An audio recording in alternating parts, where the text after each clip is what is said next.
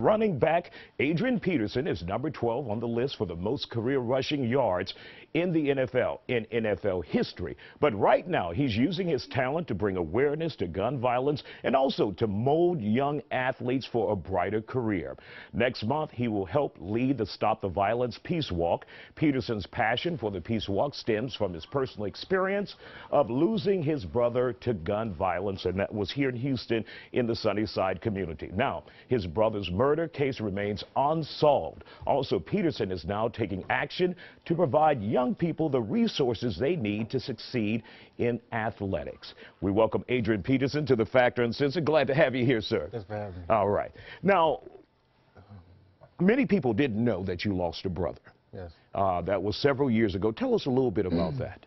Yeah, it happened in 2007, and unfortunately, it was tragic, for our family, and it happened at the worst time for me as well. It was 2007, and I was at the NFL Combine, and I remember that night waking up in the middle of the morning. It was maybe like 2 o'clock in the morning, and I just woke up, man. I'm sure people can, feel where I'm coming from. You had that sense, that feeling. Something was wrong. Right. So I remember waking up that morning and looking at my phone, and it was just missed phone calls and text messages.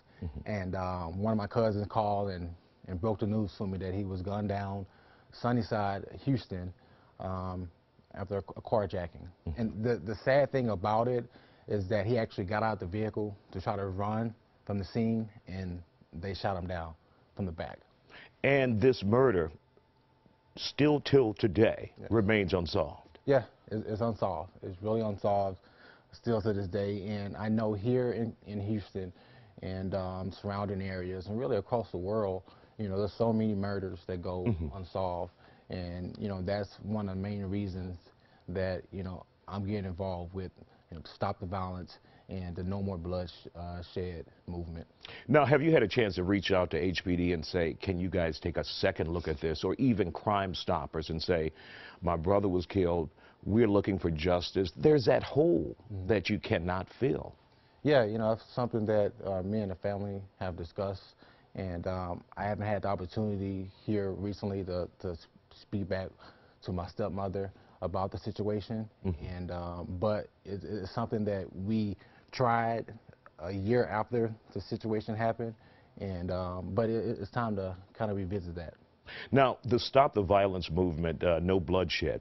Tell me what that is all about, and what do you hope to achieve with that movement? When I had this idea about the camp and who would be good to partner with, and me and one of my associates, we were talking about it and kind of going over different foundations, and that stood out when the gun violence was brought up. But it was just important to me because it hit home, and I understand what a lot of family, what they deal with when they lose a loved one. So June 2nd, we're having a No More Violence walk in 3rd Ward, Sunnyside. Started at 12 o'clock Saturday, June 2nd, and I want to say it's off of 93rd and 14th Cullen.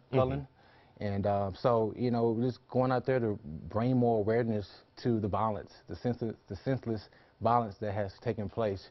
And you look at 2 weeks ago, last week, there was a 4-year-old who got shot sitting in his house.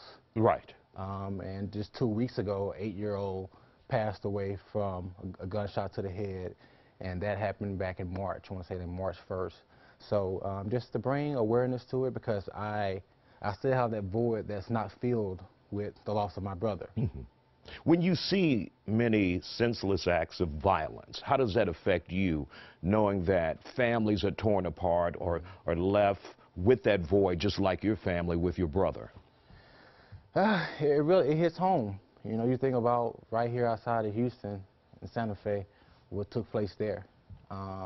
It really hits home. I can, register, the feelings that they are experiencing, and I just know there's a better way, and it's going to take more than one person. It's going to take a group of like-minded people to really come up with a solution and to help, to help take away the gun violence and the cause of it. One of the other programs that you have going on is the camp for young people. Tell us a little bit about that, and what are you hoping to do with those young athletes who are undeveloped as of yet?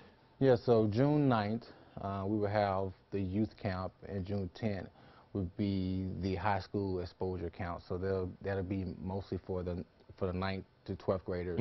But really just to give those kids, give the high schoolers the opportunity to be around, recruits, to have pro coaches and pro trainers be there to train them, pro athletes. So just to give them that exposure that they need from different recruiting websites as well, and the media that'll be there. So to give them, to bless them with that exposure, and not only that, to have, myself and other athletes that's been through the college process in NFL, to be able to show them some of the skills. And really for the youth, it's going to be focusing more on the fundamentals, how to tackle, footwork, and just to help them develop, so once they get to the high school level, they are ahead of the curve. Why is it important for you to do something like that for the young people? This is something that's been kind of juggling in my mind for a long time, and I never really had the right people to do it with. But Houston is my second home. I've been here for over 10 years, and I've always wanted to pour back into the community.